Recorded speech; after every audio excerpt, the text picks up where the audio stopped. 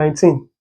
Now, looking at this, we have the dot product of P and Q is 1, where we have the value of P to be this and Q to be that.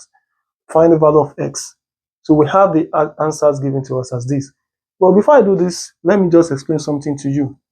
You see, when we have an example of this, P equals to A1I plus B1J, and we have Q to be A2I plus B2J.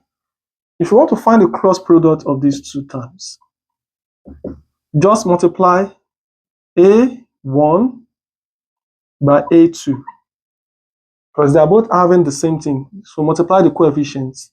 Here to B1 multiplied by B2.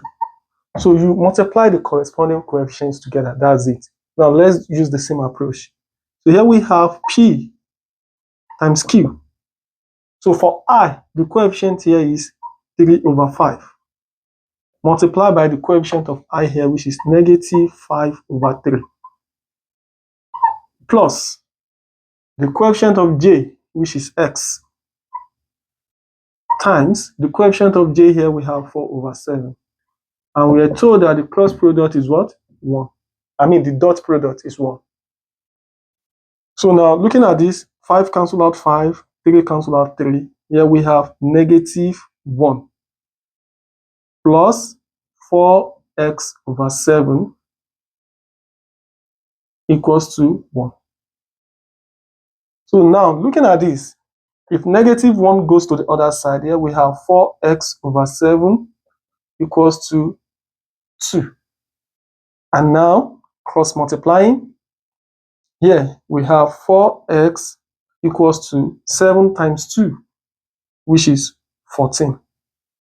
This is just cross multiply. Dividing both sides by the coefficient of x, which is 4. So finally, we have our x to be equals to 2 here 2, 2 here 7, 7/2. And the right answer is going to be option A. Thank you very much for watching. If you find this very interesting, please don't forget to follow me, and you're going to see the next question, question 20. Bye.